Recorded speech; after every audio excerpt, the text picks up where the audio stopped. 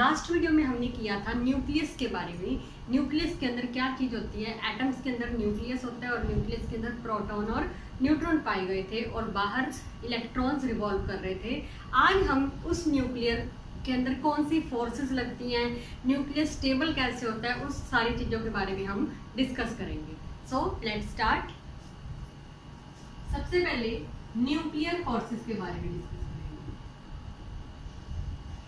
Nuclear forces, जैसे कि नाम ही सजेस्ट कर रहा है, न्यूक्लियर फोर्सेस में न्यूक्लियस के अंदर, जैसे कि हमें पता है न्यूक्लियस के अंदर प्रोटॉन और न्यूट्रॉन होते हैं, इन दोनों के बीच में जो फोर्सेस अप्लाई होती है उन्हें क्या बोला जाता है, न्यूक्लियर फोर्सेस। क्लियर। अब किसी भी एटम के अंदर जो न्यूक्लियस है उसमें एक प्रोटॉन और एक न्यूट्रॉन तो होता नहीं, काफी सारे प्रोटॉन काफी सारे न्यूट्रॉन होते हैं।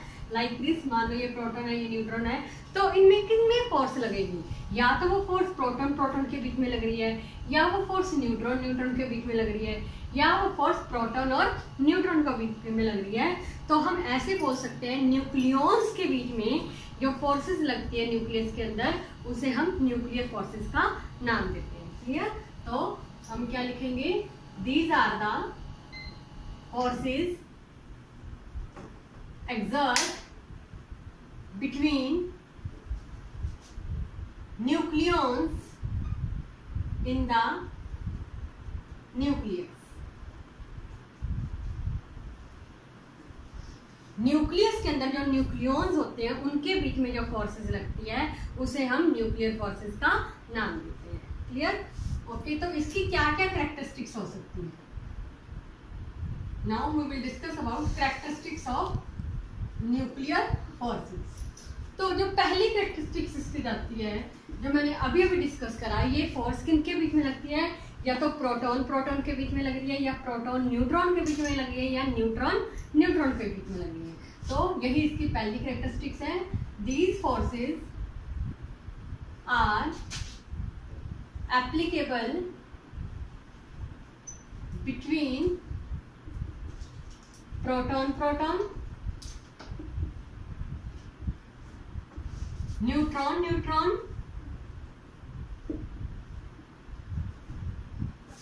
And proton neutron.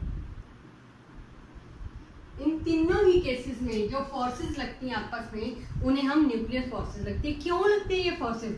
अगर ये फोर्स ना लगती तो ये प्रोटॉन और न्यूट्रॉन क्या हो जाते, न्यूक्लियस से बाहर आ जाते।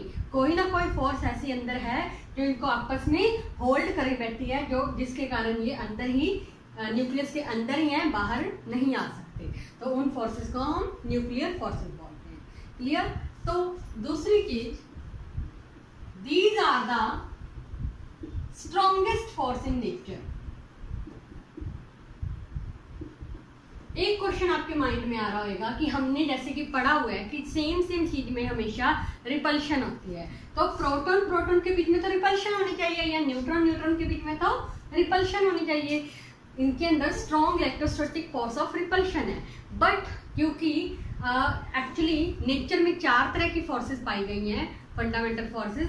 जो इलेक्ट्रोस्टैटिक फोर्स है वो हमेशा ध्यान रखना, जो इलेक्ट्रोस्टैटिक फोर्स है वो हमेशा कम होती है किससे, न्यूक्लियर फोर्सेस से। न्यूक्लियर फोर्स एक ऐसी फोर्स है जो पूरे नेचर में सबसे ज्यादा स्ट्रॉन्गेस्ट फोर्स है। तो क्योंकि न्यूक्लियर फोर्स इनके इलेक्ट्रोस्टैटिक फोर्स से बहुत ज्यादा है, इसलिए न्यूक्लियर फोर्स का दायरा ऊपर हो जाता है, जिसके कारण न्यूक्लियर फोर्स इनके बीच में ज्यादा एक्सर्ट करती है as compare to electrostatic force of repulsion. Clear. तो हम ये भी लिखेंगे कि these are the strongest force in nature. बहुत ज्यादा स्ट्रॉन्ग होती है, ग्रेविटेशनल फोर्स से भी 10⁻38 टाइम्स ज्यादा स्ट्रॉन्ग होती है, और इलेक्ट्रोस्टैटिक फोर्स से भी बहुत ज्यादा स्ट्रॉन्ग होती है। मींस ओवरऑल हम ये कह सकते हैं कि ये फोर्स नेचर में सबसे ज्यादा स्ट्रॉन्गेस्ट फोर्स होती है। क्लियर। ओके। तीसरी चीज, these are short range forces. Short range forces का मीन्स कि कुछ डिस्टेंस होता है, बस उतने डिस्टेंस तक ही ये फोर्स लग सकती है। जैसे कि आपको मैं बता दूं कि जो एटम है, एटम का पूरे का साइज कितना होता है, 10⁻⁻10 मीटर, ये एटम का साइज है। अब इसके बीच में न्यूक्लियस है, न्यूक्लियस का साइज कितना होता है, न्यूक्लियस का रेडियस होता है 10⁻⁻15 मीटर, तो जो कि बहुत कम है, तो उसके अंदर होता है। अब इसका मतलब जो ये फोर्सेज है सिर्फ 10⁻⁻15 मीटर तक के डिस्टेंस तक की लग सकती हैं, उससे ज़्यादा डिस्टेंस तक नहीं लग सकती। और कितना अप्रॉक्सीमेट, कितना एक्चुअली डिस्टेंस है, हम उसके बारे में डीपली डिस्कस कर रहे हैं बाय ग्राफिकल मेथड। देखिए हम एक ग्राफ बना रहे हैं यहाँ पे,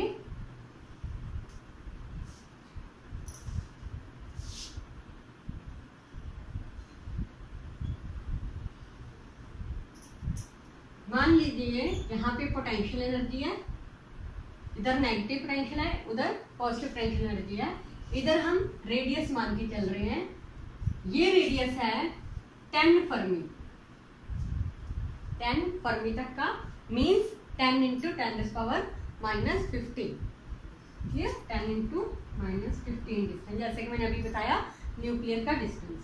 तो ये 10 फर्मी डिस्टेंस है, यहाँ पे सबसे ज्यादा मैक्सिमम फोर्स लग रही है 0.8 फर्मी तक, क्लियर, और ये कुछ ऐसी है, यहाँ पे फिर से कम होनी स्टार्ट होगी। अब हुआ क्या, देखो अगर दो प्रोटॉन या न्यूट्रॉन या प्रोटॉन न्यूट्रॉन के बीच में डिस्टेंस 10 फर्मी तक होता है, तो इनके बीच में बहुत ही कम फोर्स होती है, न्यूक्लियर फोर्स बहुत कम लग रही होती है, कितने डिस्टेंस पे, 10 फर्मी तक। जैसे जैसे डिस्टेंस कम होता जाता है तब फोर्सेस क्या होने स्टार्ट हो जाती है, स्ट्रॉन्ग फोर्स होने स्टार्ट हो जाती है उनके बीच में। मैक्सिमम फोर्स कहाँ पे आती है, 0.8 फर्मी तक के डिस्टेंस की, जहाँ पे पोटेंशियल एनर्जी नेगेटिव में होती है। बट जैसे जैसे डिस्टेंस और कम होता है, देखिए 0.8 फर्मी 8 डिस्टेंस पे क्या होता है, मैक्सिमम फोर्स अप्लाई हो रही होती है। 0.8 से अगर कम की बात करें तो लेस फोर्स अप्लाई हो रही होती है, और 0.8 से अगर ज्यादा की बात करें तो फोर्स क्या हो जाती है, मिनिमम। देखो 0.8 से कम जाते जा रहे हैं तो फोर्स क्या होती है, कम। एक ऐसा पॉइंट भी आया जहाँ पे फोर्स क्या होगी, निग्लिजिबल, और निग्लिजिबल 0 होने के बाद वो कुछ हद तक पॉजिटिव पोटेंशियल एनर्जी ले लेती है, मीन्स थोड़ी सी ज्यादा हो जाती है। इसे हम एक एग्जांपल के थ्रू भी बताना चाहूंगी मैं। जैसे डेली लाइफ में हम बात करें तो जैसे दो फ्रेंड्स हैं, जब आपस में नए नए मिलते हैं तो उनमें क्या होता है, अगर डिस्टेंस उनमें बहुत ज़्यादा है तो उनमें थोड़ी फोर्स लगती है, मीन्स उनमें थोड़ी अट्रैक्शन होती है।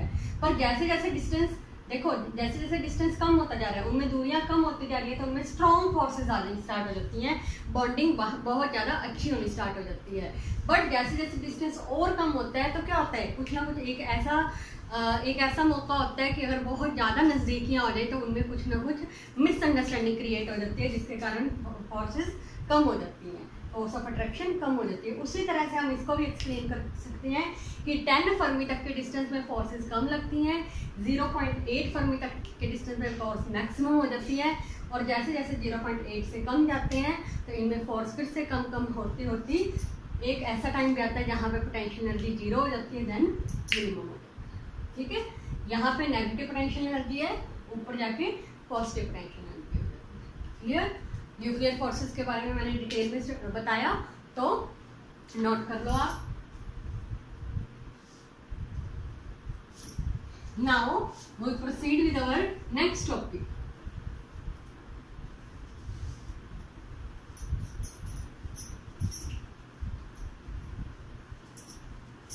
जो नेक्स्ट टॉपिक है, एक नई थ्योरी आई थी, दैट इज युकावा थ्योरी। तो हमारा टॉपिक का नाम है नेचर ऑफ न्यूक्लियर फोर्सेस।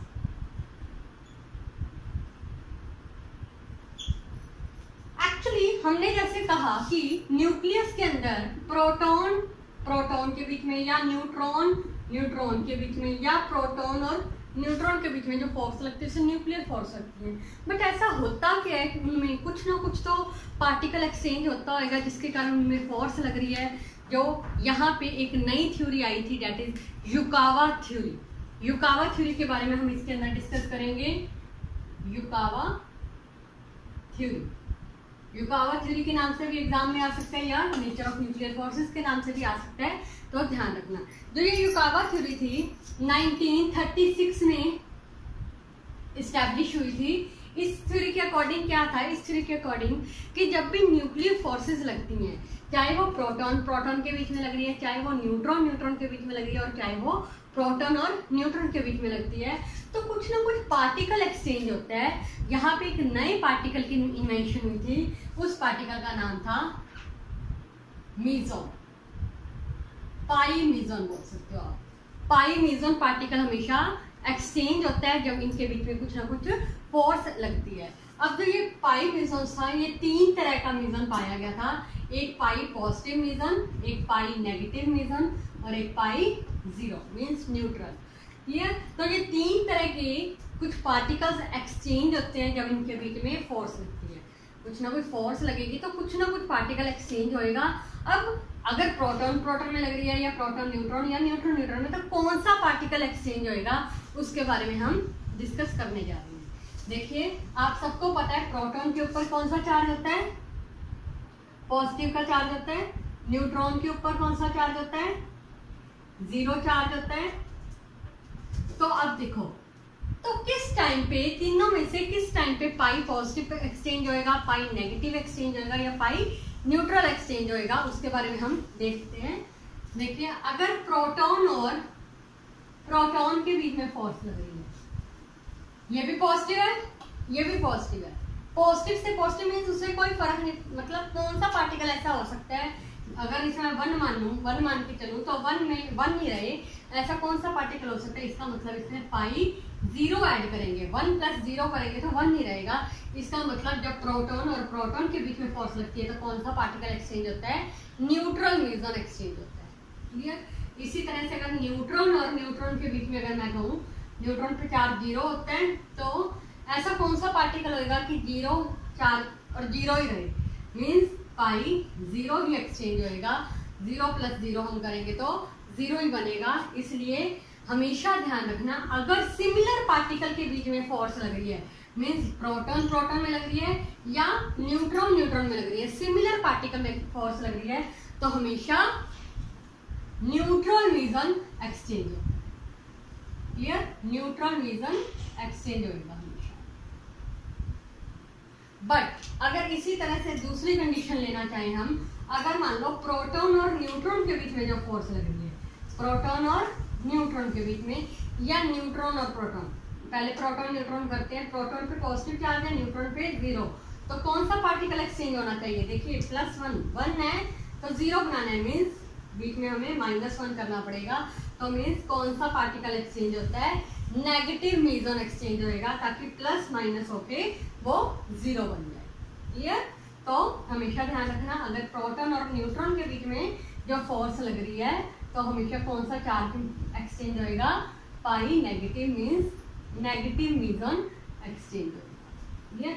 उसी तरह से अगर हम न्यूट्रॉन और प्रोटॉन के बीच में देखें तो 0 से प्लस में जाना है, तो मीन्स कौन सा आना चाहिए, पाई का प्लस। क्लियर? तो 0 + 1 तो 1 बन जाएगा। तो मीन्स अगर न्यूट्रॉन और प्रोटॉन में देखें तो कौन सा पार्टिकल एक्सचेंज हो रहा है, पॉजिटिव मीजॉन। तो सिंपली ओवरऑल हम इसे इस तरह से कह सकते हैं कि अगर तो वो सेम पार्टिकल्स के बीच में फोर्स लग रही है तो हमेशा न्यूट्रॉन मीजॉन एक्सचेंज होता है। बट अगर कोई चार्ज पार्टिकल के बीच में फोर्स लग रही है, सॉरी, अगर प्रोटॉन और न्यूट्रॉन के बीच में फोर्स लग रही है तो हमेशा चार्ज पार्टिकल एक्सचेंज होता है, चार्ज मीजॉन एक्सचेंज होता है।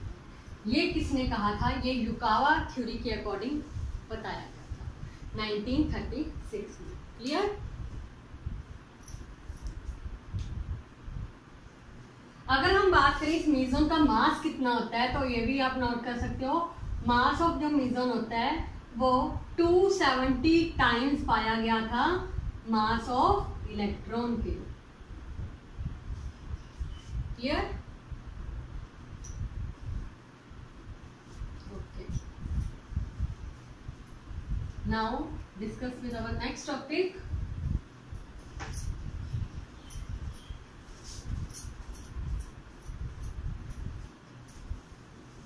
अभी तक हमने न्यूक्लियर फोर्सेस के बारे में करा और युकावा थ्योरी करी, जो कि न्यूक्लियर फोर्सेस से रिलेट ही करती थी भी, अगर न्यूक्लियर फोर्स लग रही है तो उनमें कौन सा पार्टिकल एक्सचेंज होता है। यहाँ पे एक नए पार्टिकल की इन्वेंशन हुई थी, कौन सा, मीजॉन, पाई मीजॉन। तीन तरह का था, pi plus, pi negative and pi zero. Clear? चलो नेक्स्ट टॉपिक है न्यूक्लियर स्टेबिलिटी।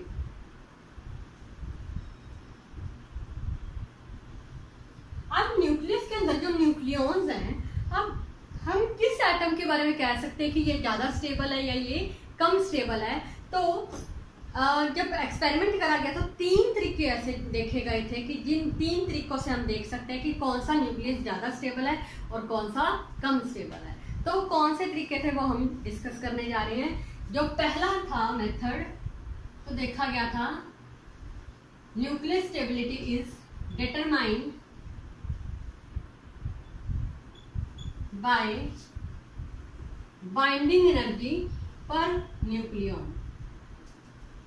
हमने लास्ट वीडियो में बाइंडिंग एनर्जी को अच्छे से एक्सप्लेन करा था, जिसमें मैंने बताया था बाइंडिंग एनर्जी एक ऐसी एनर्जी होती है जो न्यूक्लियॉन्स को बाइंड करके रखती है न्यूक्लियस के अंदर। तो हमने डिटेल में देखा था, अगर फिर भी आपको देखना है तो आप मेरी लास्ट वीडियो में जाके चेक कर सकते हैं।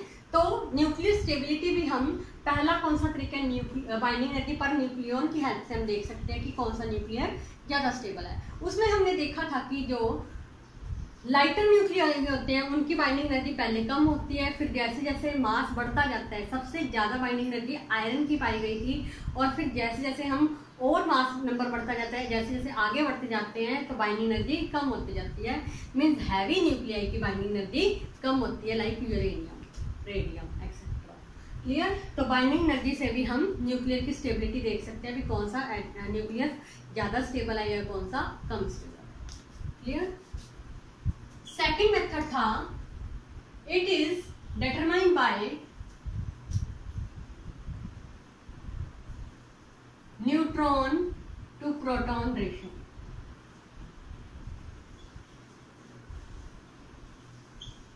इनकी रेशियो के हिसाब से हम देखते थे, न्यूट्रॉन टू प्रोटॉन रेशियो के हिसाब से भी कौन सा न्यूक्लियस ज्यादा स्टेबल है या कौन सा न्यूक्लियस कम स्टेबल है।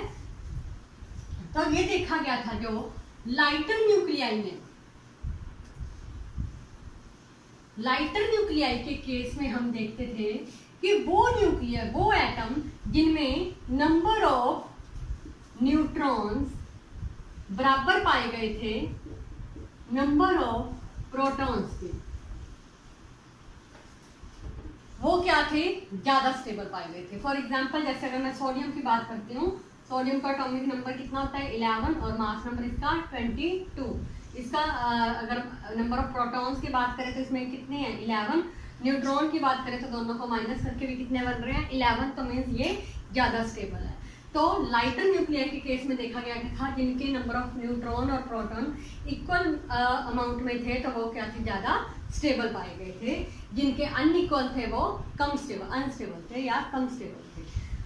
बट अगर हैवियर न्यूक्लियाई के केस में देखा जाए तो उनमें ये देखा गया था, हैवी न्यूक्लियाई में जिनमें नंबर ऑफ न्यूट्रॉन ज्यादा थे as compare to number of proton, वो क्या थे? ज्यादा स्टेबल पाए गए थे। क्लियर? हैवी न्यूक्लियाई में जैसे हम आगे की तरफ मास नंबर आगे की तरफ बढ़ते जाते हैं, 50 से आगे जाते हैं, तो उनमें क्या थे? अगर जिनके नंबर ऑफ न्यूट्रॉन्स ज्यादा थे as compare to number of protons, तो उनमें क्या था? उनमें हमने देखा कि वो ज्यादा स्टेबल पाए गए थे एज कंपेयर टू अदर्स या अपने नेबर्स। क्लियर? ओके। जो थर्ड थी, जो तीसरी चीज देखी गई थी कि न्यूक्लियर स्टेबिलिटी के अकॉर्डिंग, तो देखा गया it is determined bye odd even relationship between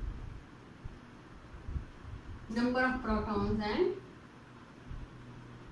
neutrons।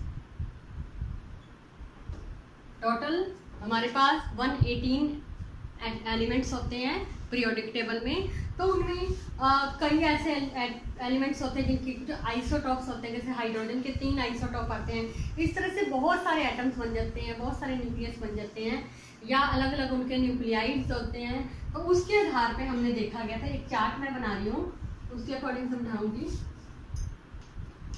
यहाँ पे हम ले लेते हैं नंबर ऑफ स्टेबल न्यूक्लियाई, कितने स्टेबल थे। यहाँ पे नंबर ऑफ प्रोटॉन और यहाँ पे लेते हैं नंबर ऑफ न्यूट्रॉन।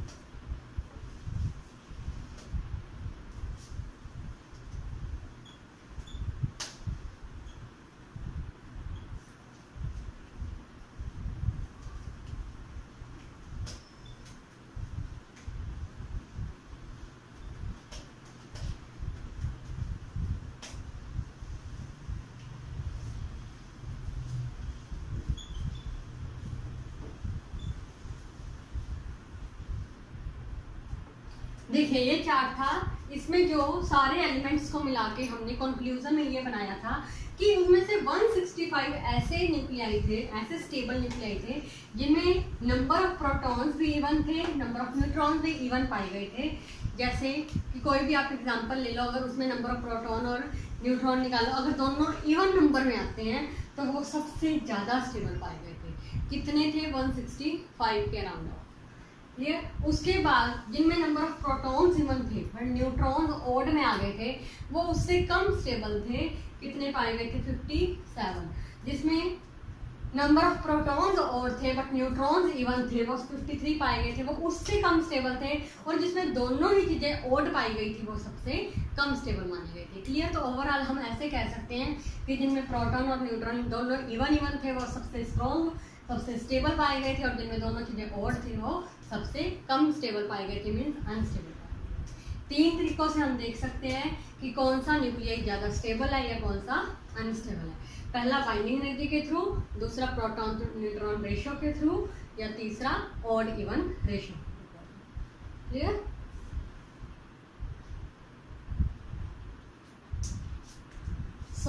आज हमने क्या क्या डिस्कस करा? एक न्यूक्लियर फोर्सेस के बारे में डिस्कस करा, एक हमने युकावा थ्योरी के बारे में डिस्कस किया, और एक न्यूक्लियर की स्टेबिलिटी के बारे में डिस्कस किया। मीन्स ओवरऑल हमने न्यूक्लियस के बारे में फोकस किया। अगर आपकी कोई भी क्वेरी हो तो प्लीज़ कमेंट बॉक्स में कमेंट करके बताएं। थैंक यू, और मेरे चैनल को प्लीज़ लाइक एंड सब्सक्राइब करें।